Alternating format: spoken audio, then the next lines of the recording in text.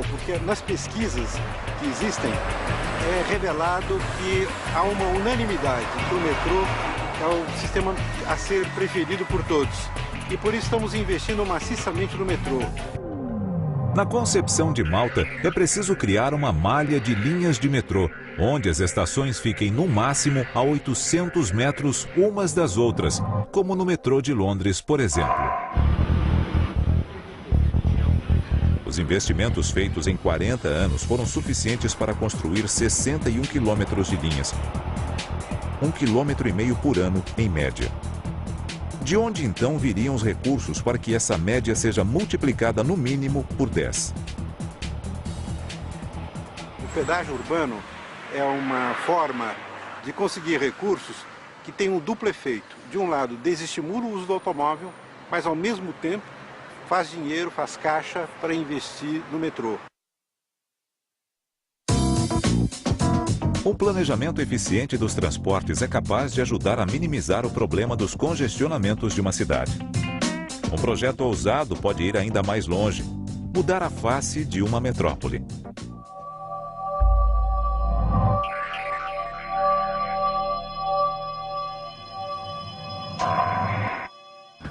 Inspirado pelo exemplo de planejamento urbano de Curitiba, o ex-prefeito de Bogotá, Henrique Peñalosa, comandou a transformação da capital colombiana. Começamos a fazer uma cidade menos para os carros e mais para as pessoas, não porque tenhamos algo contra os carros, mas sim porque aritmeticamente é impossível resolver o problema do transporte levando em conta apenas o automóvel particular. Ao contrário de São Paulo e da Cidade do México, Bogotá não tinha até o final dos anos 90 metrô ou qualquer outro sistema eficiente de transporte de massa. Para nós, era claro que a única solução, ainda que construindo uma ou duas linhas de metrô, era um excelente sistema de ônibus. Por isso, copiamos o sistema de Curitiba no Brasil.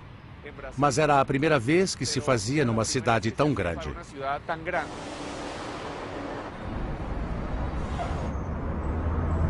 A construção do Transmilênio começou em 2000 e já tem uma rede com 104 quilômetros.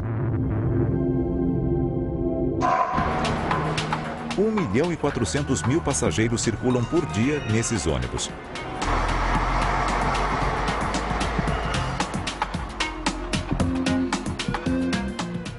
O Transmilênio transporta mais passageiros por quilômetro-hora e num único sentido do que 90% dos metrôs do mundo a uma velocidade similar.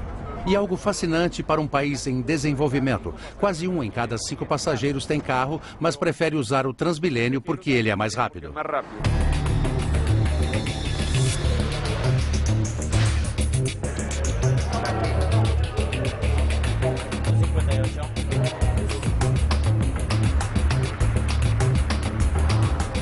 O Transmilênio é apenas uma das variáveis da equação do transporte em Bogotá.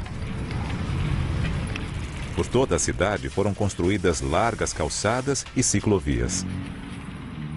Hoje, em Bogotá, para cada 4 pessoas que se locomovem de carro, uma se locomove em bicicleta. 4% da população se locomove em bicicleta.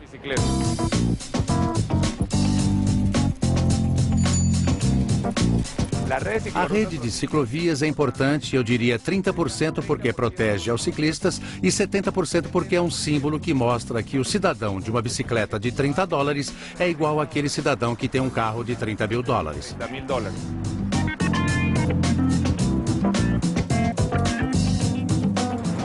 Hoje, Bogotá tem uma rede de ciclovias com 300 quilômetros de extensão integrada ao Transmilênio.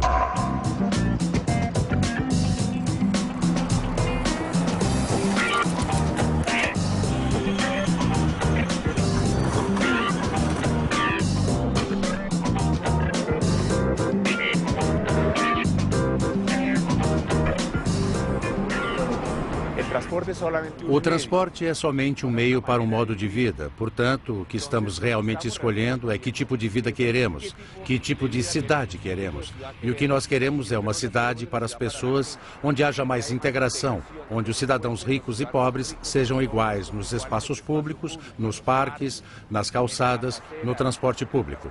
E como tudo relacionado à questão do transporte, as decisões são políticas e não técnicas. Não técnicas.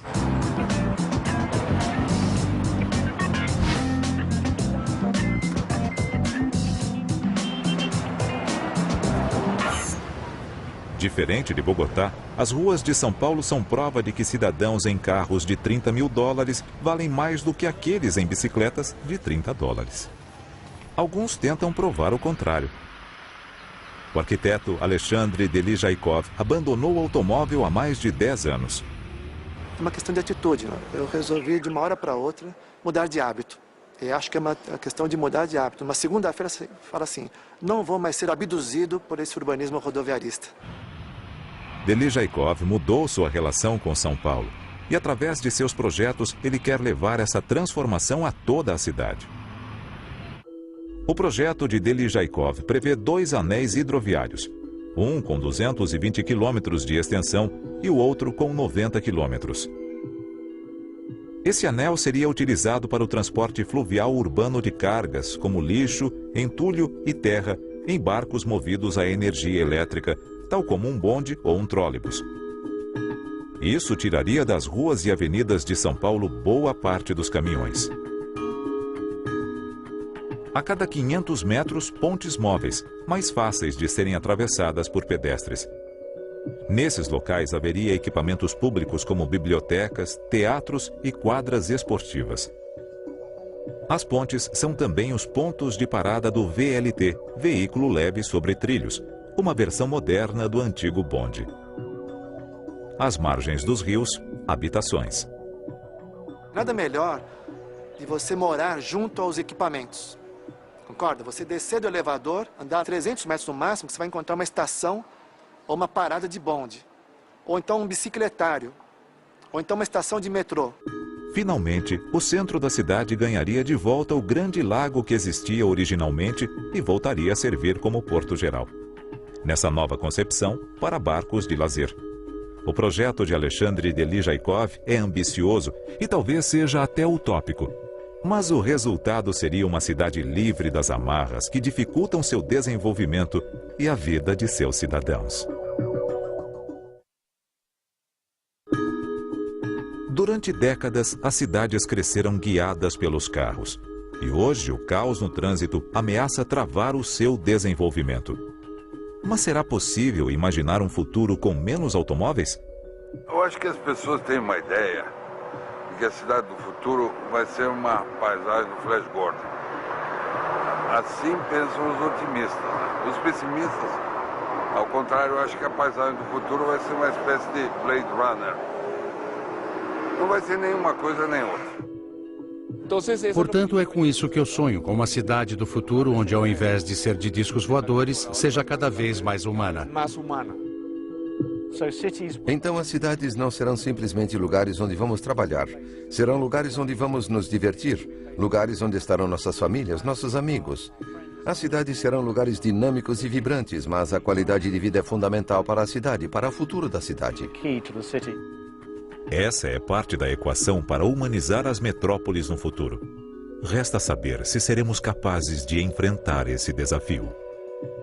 Por que nós não conseguimos andar, que é o ato humano mais natural? Por que nossas crianças não podem andar nas nossas calçadas, nas nossas ruas e jogar, brincar? Por que os idosos não podem mais sair nas ruas? Por que tanta gente é atropelada? Por que tanta poluição na cidade? Não é necessário que isso aconteça. É errado imaginar que isso é um preço do progresso, que isso é destino, ou que isso é vontade divina. Isso não existe. Nós é que construímos isso. Todos os erros que estão aqui foram feitos por nós. Portanto, nós podemos consertar os erros. As políticas públicas não caem do céu, ou de onde seja. Elas caem das nossas cabeças, das nossas mãos.